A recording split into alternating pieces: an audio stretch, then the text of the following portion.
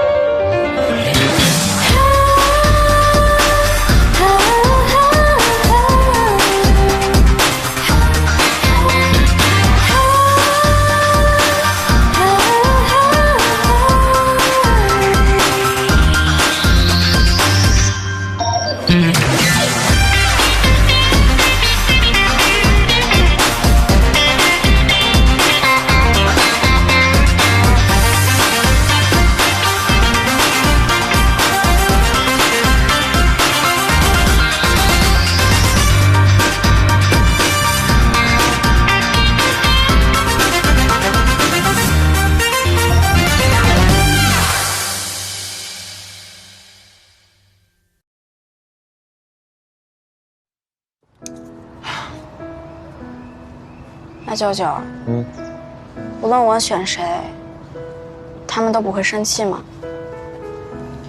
不要把他们想得这么狭隘。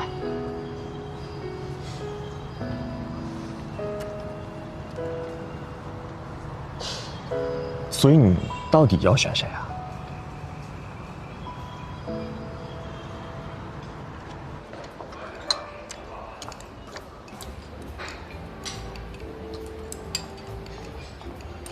宋律师一个人在吃饭啊？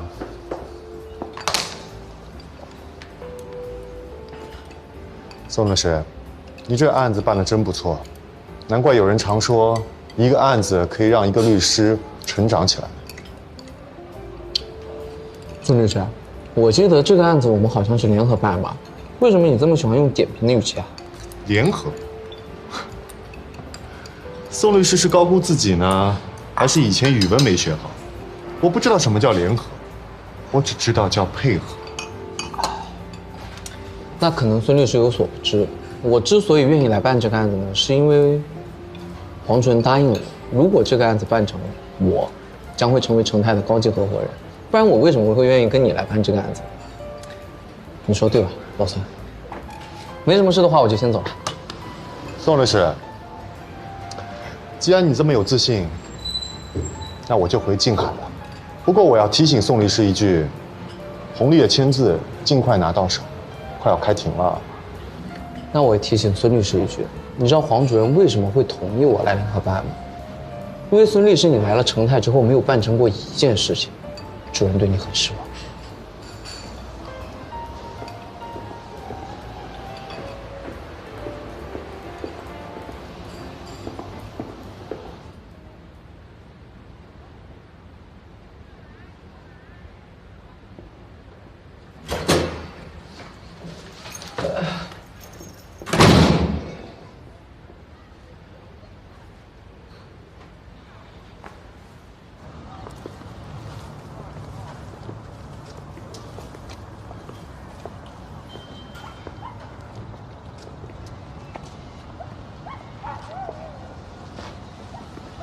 黄阿姨，我帮你拿吧。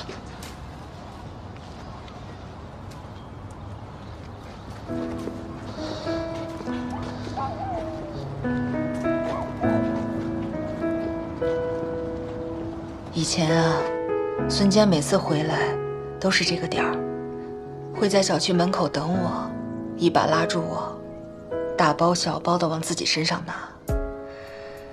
我们一起在小区里边有说有笑，一起回家。对不起啊，又让您想起伤心事了。没什么对不起的，一个人一个命。如果孙坚能像你一样，安安分分的做一份他喜欢的工作，这个点儿应该已经在家吃饭了。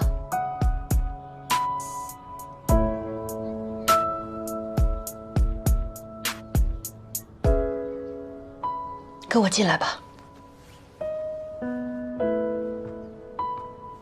被告代理人，我想请问原告陈冉，你和陈科是什么关系？陈科是我同父异母的弟弟。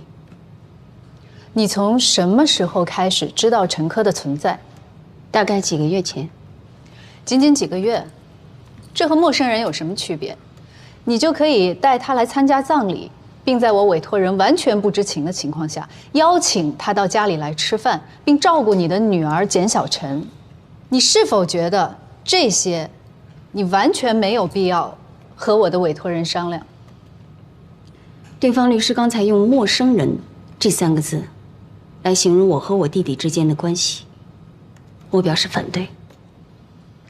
我和我的弟弟是有血缘关系的，我们一起面对我们家庭的重大变故。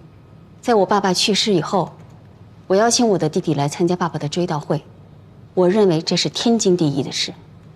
如果被告认为这件事情我做的不对，有异议的话，那我也只能说，这是被告对亲情的漠视。那我想请问，你是一个对家庭忠诚的人吗？是。我换一个更简单直接的问法，你有没有做过背叛家人的行为，比如和其他男人约会？没有。可是根据你女儿和我委托人谈话内容得知，你曾经在深夜和一个叫田茂的男子来往甚密，甚至影响了你女儿的心情。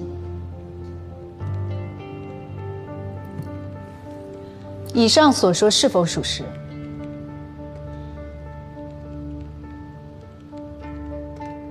田茂是我爸爸案子的辩护律师，也是我爸爸的徒弟，我的师哥。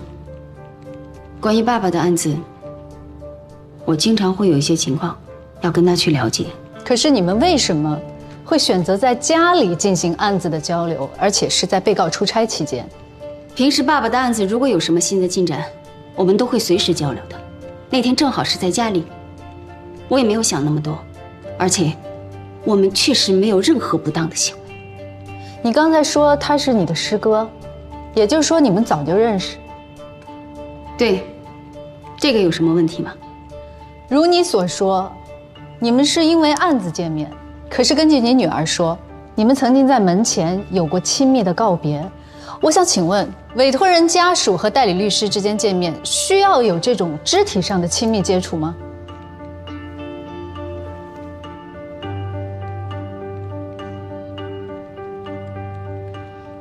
清者自清。我的询问结束，谢谢。审判长，我想指出，原告陈冉所说的对家庭的重视，只是他的个人阐述。我们有必要怀疑，原告陈冉和这位辩护律师之间有超出正常关系的举动。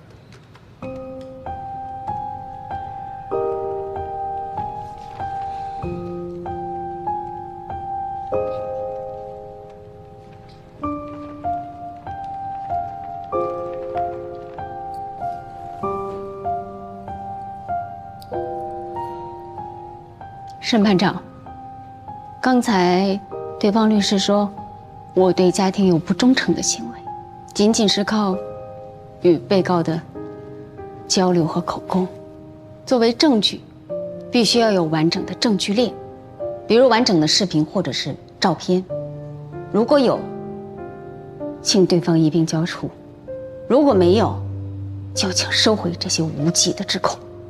否则会有诽谤、妨害他人名誉的嫌疑。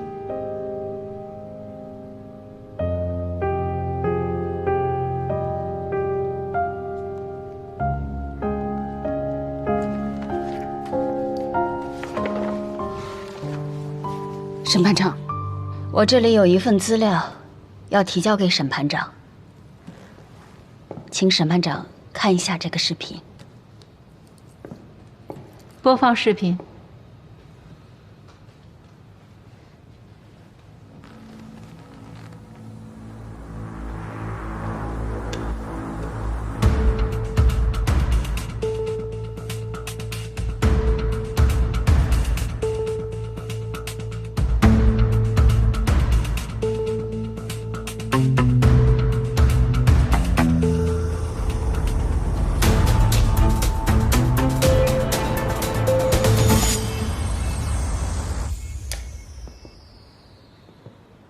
这间房从我儿子走之后，我都没有勇气敢进来。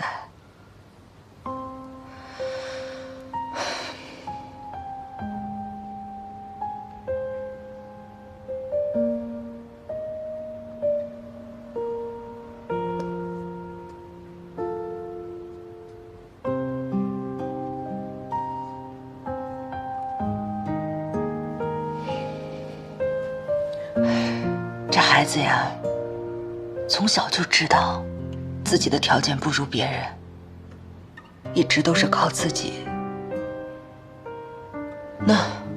那是他的奖状。他创业这么久，一直跟我们说什么都很顺利，我们也不知道他在外面到底经历了什么。其实只要他开口，我们哪怕是倾家荡产，都会帮他把这个窟窿给填上。可是这孩子啊，就怕我们受罪，一个人扛下了所有。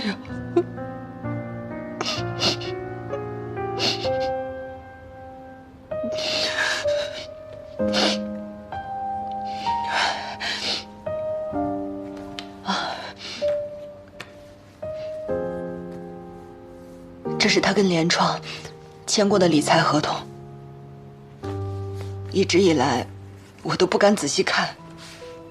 宋律师，你懂法律，能不能帮我儿子把联创给打赢？这个世道总是要讲点公平吧，总不能什么都由他大集团说了算吧？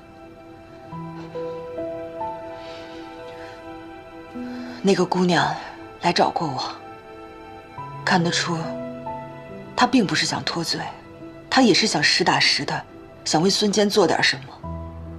这些天的事情，我也想得清清楚楚了。从她的嘴里，也知道了孙坚为什么那么着急想要赚钱。说白了，就是想让我们老两口能过上好日子。我先生平时就在汽修厂打打零工，而我也只能帮人家搞搞卫生、带带孩子，就这么一点点的攒吧，相信总有一天能帮儿子把债给还上。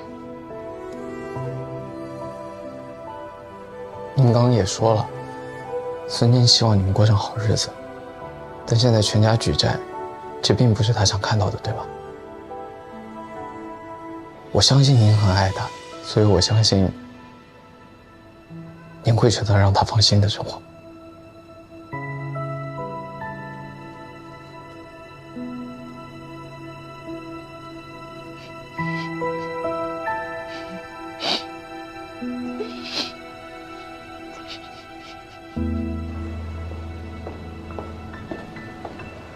喂，方律师，我不是说过了，在法庭上不要说那样的话吗？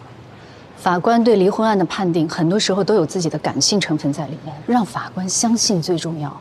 我就离个婚，有必要弄得那么复杂吗？离婚官司就是决斗场，既然已经开始了，对方死了你才能活。我不认同你的观点，好吗？你离过几次婚？1次是吗？你知道我打过多少次离婚官司吗？如果你觉得别的律师方法好，赶快另请高明，现在就跟法官说。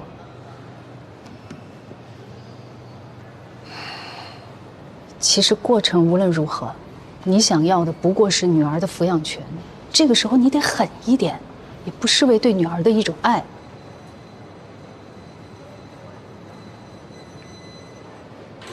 我知道你想说什么，对方是有些龌龊。我这就是离婚官司，很难体面。这些短暂的不愉快，都是为了能速战速决。没有人会在这个时候心软。如果不是对方刚才说了泼脏水的话，你应该不会把曹慧的事说出来，对吧？云云，我看到了，开庭前，你并没有拿出简佩然出轨的光盘。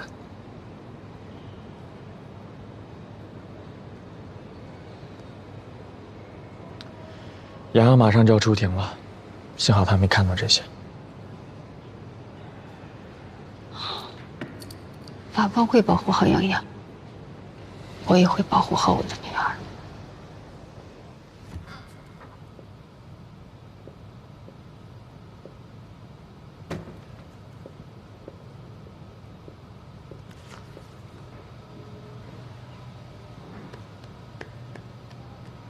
简小晨，在法庭上，你要如实作答。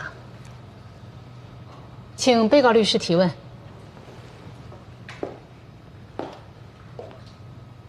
简小晨，我想问你几个简单的问题。你在家里的时候，你妈妈陪你的时间有多久？她不忙的时候，会送我去上学，接我下课，去辅导班。请你回答的再详细一点，比如，你妈妈在家跟你有没有交流？有时候有，就是说偶尔有。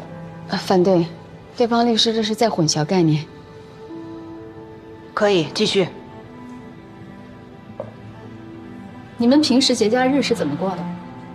有时候妈妈要加班，我就去奶奶家和姥姥家。有时候妈妈会带我去商场、游乐场。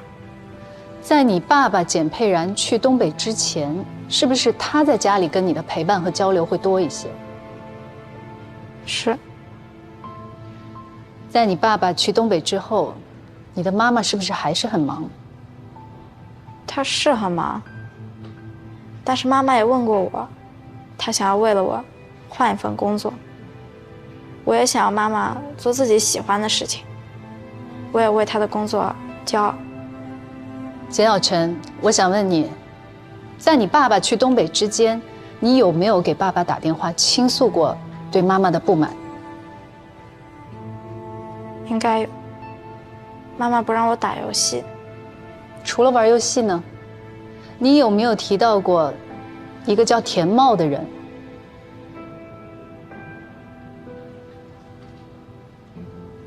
请回答我的问题。反对，请对方律师不要问与本案无关的问题。这涉及到简小晨的心理状况，我请求提问继续。被告律师可以继续。这位叫田茂的人和你妈妈的亲密关系一度刺伤过你，所以你才会打电话给爸爸倾诉。反对，被告律师这样问孩子，对孩子是一种误导，也是一种伤害。对方律师，请你注意措辞。好的。是否跟爸爸提到或者吐槽过田茂？是有，是因为每次妈妈和他见了面都会不开心。我知道他们在聊我外公的事。你知不知道，如果你和妈妈一起生活，你外公的案底会影响你今后的工作选择？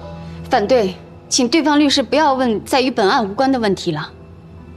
简小晨可以不用回答。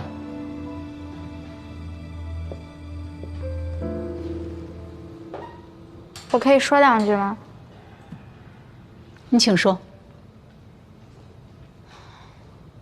我不希望爸爸妈妈分开，在我心里，他们都很爱我，也都是世界上最好的爸爸妈妈。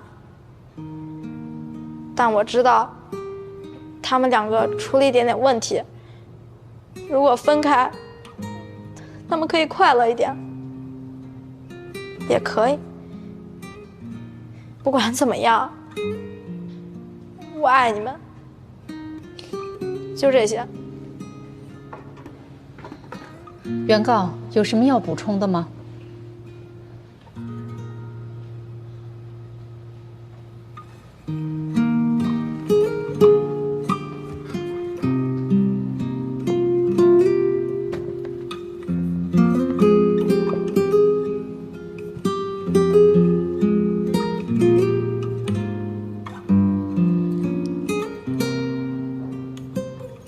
洋洋，妈，妈妈想问问你，平时妈妈有哪些做的不好的地方？有哪些缺点？很多很多。好，那你跟妈妈说说。我不喜欢妈妈不让我看电视，不喜欢妈妈不让我打游戏，我也不喜欢妈妈老拍我背，让我别驼背。我不喜欢妈妈为了我想换工作，我也不喜欢妈妈做的鱼不好吃，但我就喜欢每天早上起来，我喊句妈，她回句哎。原告，你还有什么要阐述的？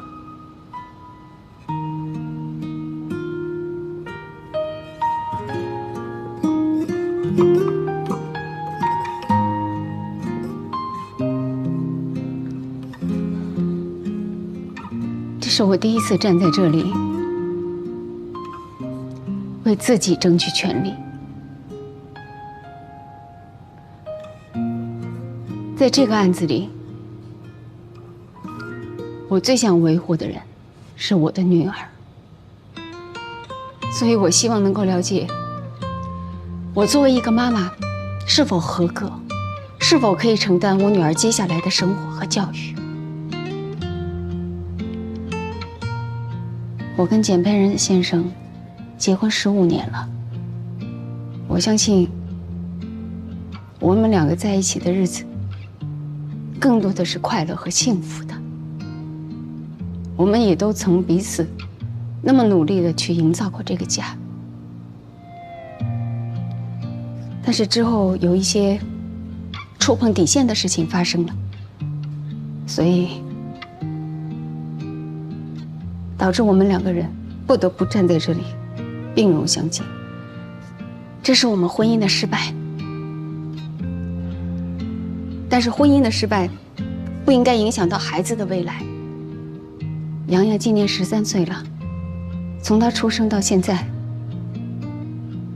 我一直都在努力学习怎样成为一个好妈妈。我知道我自己有很多不足的地方，但是未来我会更加努力，去为我的孩子创造一个更好的成长环境。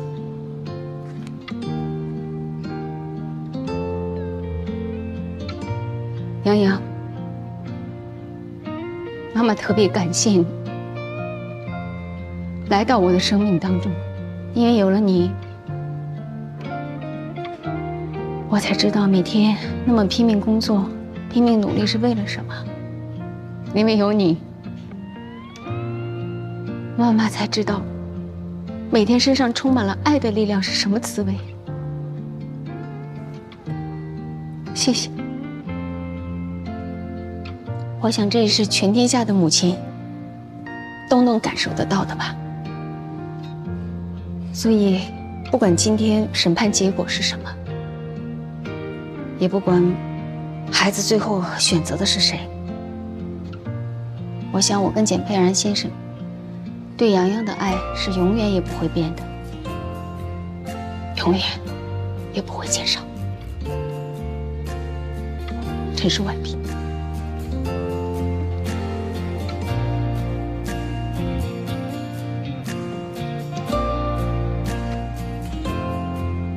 简小晨，法官想问你，如果爸爸妈妈分开，你有没有想过要和谁一起生活？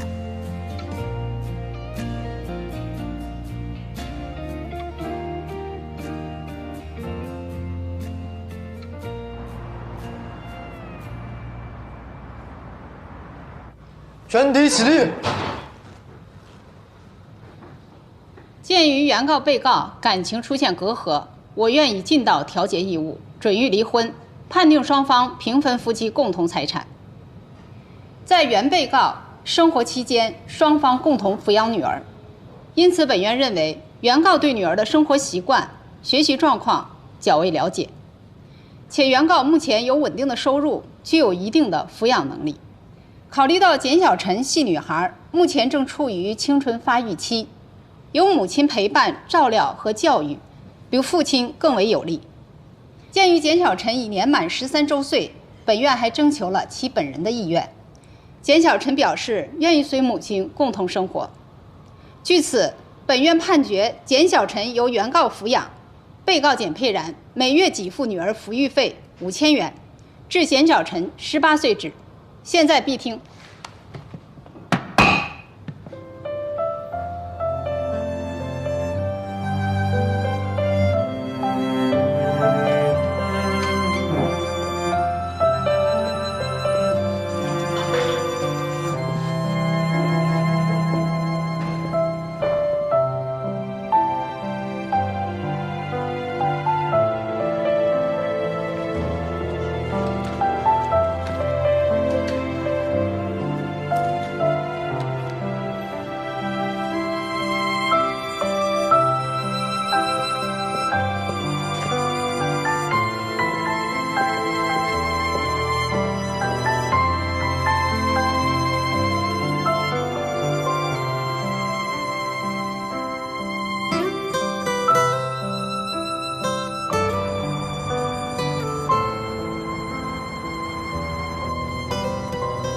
妈妈要去见个人，你跟舅舅先回家好不好？我们陪你一块儿去吧。不用了，我一会儿就回来了，在家等我。走吧。走吧。舅舅，外公跟你妈妈的婚姻也这么多事儿吗？只能说比这个更复杂。但是你今天表现挺好的，特别勇敢，比我当时可强多了。所以，我奖励你，想吃什么说吧，我去给你买。不用。那我明天带你去游乐园。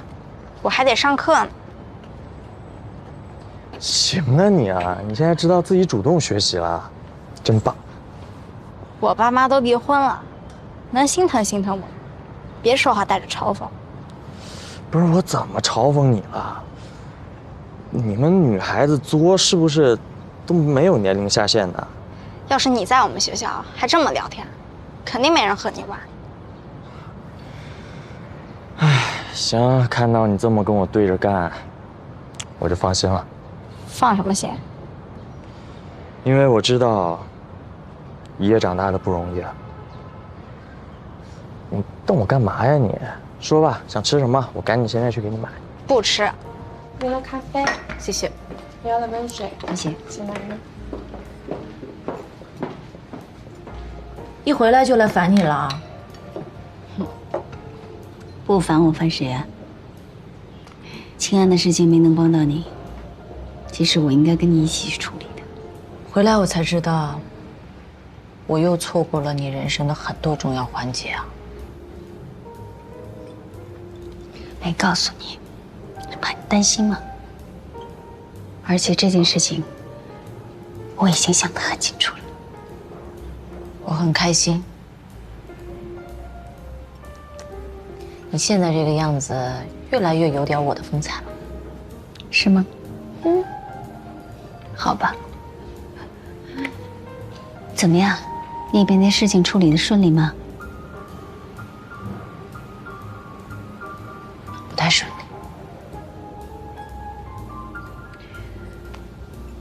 肯定不可能一下子就会解决问题的。况且，程泰那边做了那么充足的准备。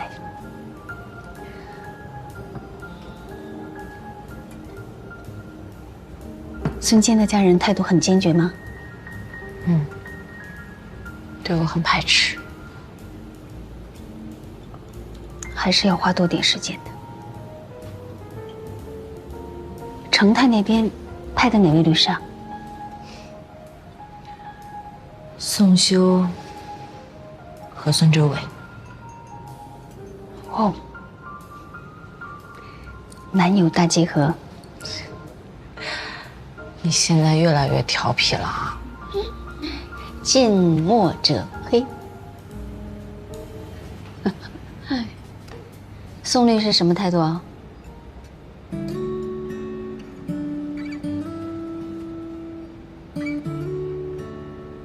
其实我也是第一次那么纠结。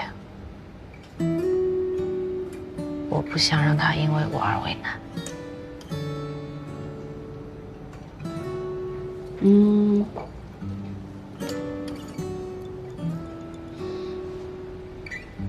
你变了很多。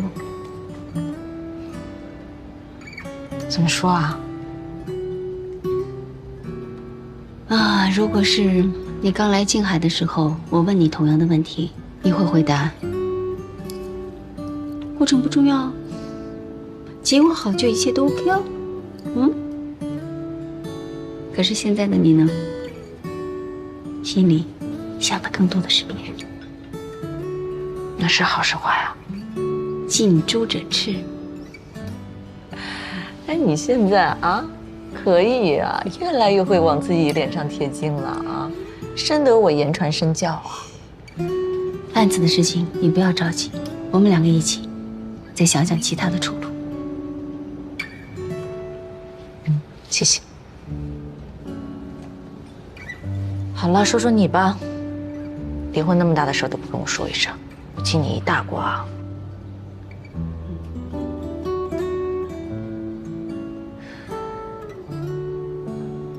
今天的庭审很顺利，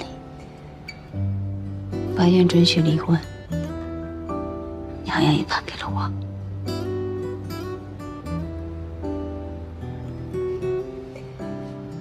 果然是我欣赏的女人啊。用最温柔的方式办着最狠的事儿。你不也一样？用最狠的方式办着最温柔的事。那谁让我们两个是 soul mate？ 一会儿啊，看来我们得去喝一杯，庆祝你单身。报告徐律师，最近我还真的喝不了酒。为什么呀？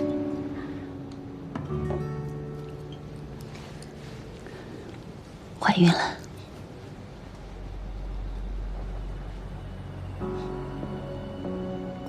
谢佩然呢？他什么打算？换作是你，你怎么打算？这个问题太复杂了，已经超出了我的人生阅历了。那是因为你没有过孩子。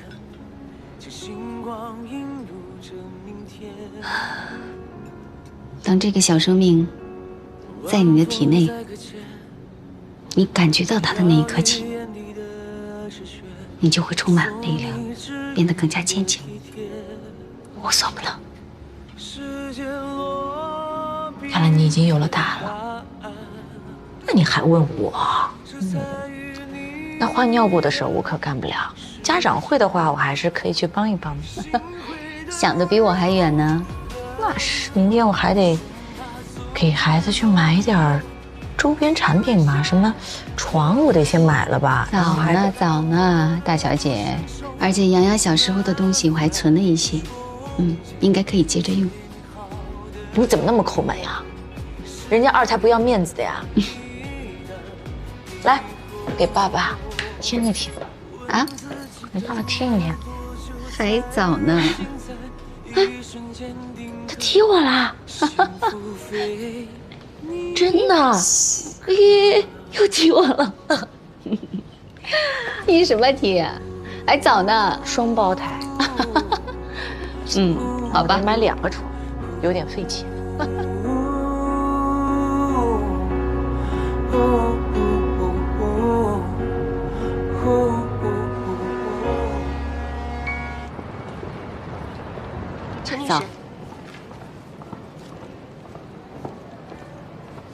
早。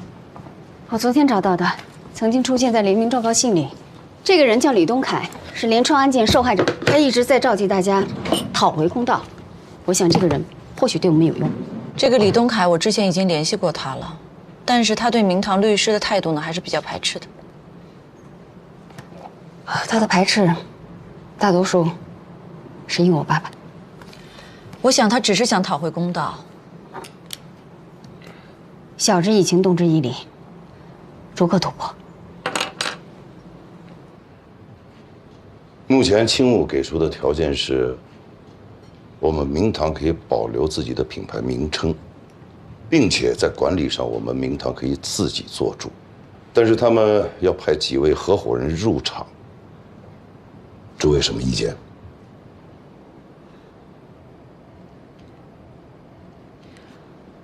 李主任，我们知道您的顾虑，但是目前看来，能不能等到联创的案子结束以后，我们再做定夺？联创的案子对我们明堂来说确实损害了很多名誉，而且程泰的意图也非常明显，他们就是想把罗润年的部分责任强加到我父亲的头上，以减轻他们的罪责。我同意两位律师的看法，目前当务之急，先挽回损失。联创的案子有什么需要我的，两位随时招呼。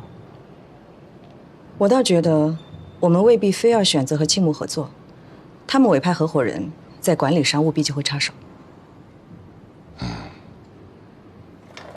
对了啊，还有一件事情，我想今天跟大家都说一下。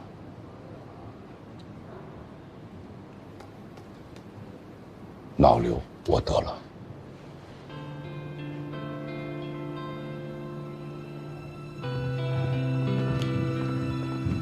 主任，什么都别说，就是因为怕你担心，才不告诉你，不是什么大事儿啊！在我心里您就跟我的家人一样的，这么大的事情，无论如何您应该先告诉我呀。哎呀，小冉，人生无常，生老病死，那都是自然规律。放心，我现在什么都看开了，你别多虑，啊。对了，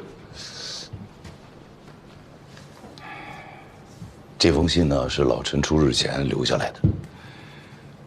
他的意思是，如果将来他不再是明堂的高级合伙人，他希望你来接手这个位置。这也是我们当初创立明堂的约定。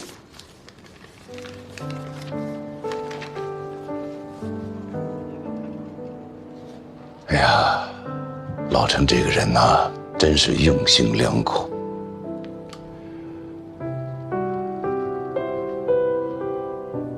小然，我觉得现在是时候把这封信给你了，你自己决定，啊。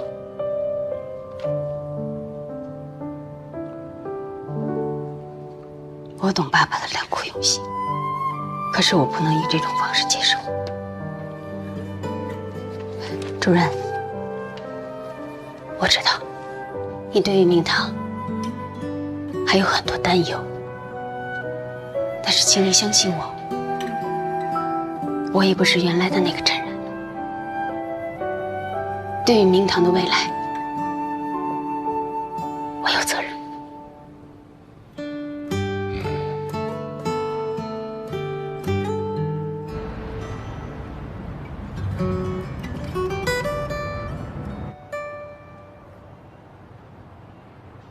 事情进展的怎么样了？大部分受害者已经同意签字了，但是死者孙坚母亲红丽的态度强硬，我想他未必会在开庭前签字。我们不能吊死在一棵树上。其他的受害者哪怕有100个，也抵不过孙坚一个。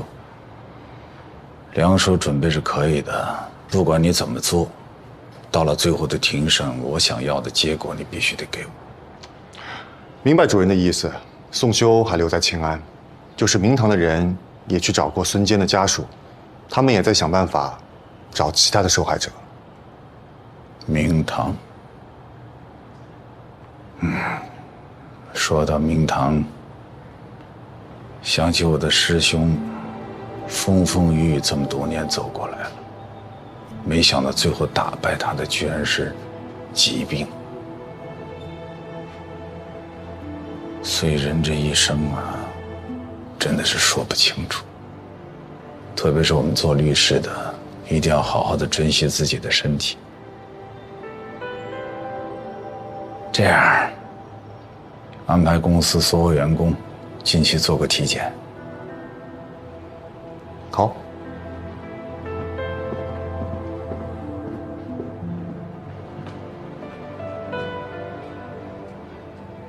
陈经理，我理解您的顾虑，可是现在最好的解决方式就是集体诉讼。您之前既然接触过受害群的网友，那应该有这方面的意向吧？徐律师，不好意思，我还有事，先走了。被联创非法集资案件牵连的受害人人数众多，调查取证、说服证人作证的过程十分艰难。这些受害人，有的是中等收入人群，全职高薪，面对官司宁愿选择置身事外；有的是倾尽所有，处在进退两难之间，碍于尊严不愿发声。也有联创理财产品的销售人员，他们就像是曾经的我，为了业绩而选择无视。身为律师，想要通过法律帮助受害者，但我们却无法替他们决定什么。再说啊，哎哥，你说我这车咋办呢？我还着急上路呢。我都跟你说，这是你的问题。这怎么是我的问题？就你这破车。等会儿再说，等会儿。陈先生，这是我的名片，你要是同意出庭的话，给我打电话。再说吧，啊，再说。随时。哎，好嘞，好嘞。你这个，你说这个就是你的问题，你这你怎么就？你们千万不要告诉我女儿啊，这可是我的养老金啊！我留这钱是以后买棺材的。我女儿在家里是做不了主，我和她都是看着我女婿的脸色过日子，这个事情要他们知道可怎么办呀？阿姨，您放心吧，我们办案子都是保护受害人的隐私的。阿姨您放心。好的，好的，谢谢你们哈。我们再去找找其他受害人吧，走吧。姐，你慢点啊。确定是这儿吗？确定。李东凯每周3下午4点都会在这准时上货。哦，他对我们明堂一直都有成见，估计一会儿态度也不会很好。我不担心他，我担心你啊，姐。担心我什么？如果对方态度不好，你千万别听，也别动怒。如果要是动手了，你就站远一点，我上就行。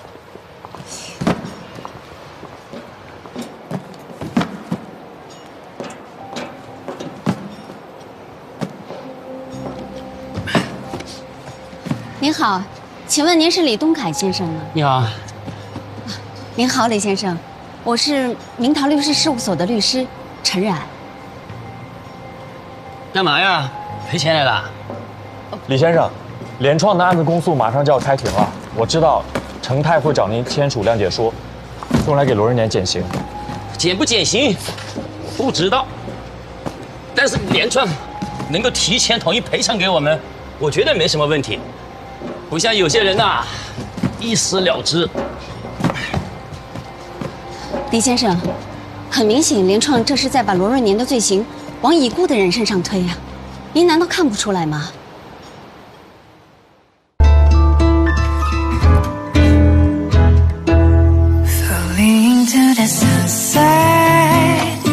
随光走远，所谓时间也无法让回忆凸显。I search for truth, my friend, among reason and emotion。孤单的人慢慢数时针。情几番，没有答案。曾经的羁绊也被光阴打散。It's time to move, my friend. It's time to face the world again. 释怀的夜晚，谁的悲欢？My life will never be the same. Feel like the pain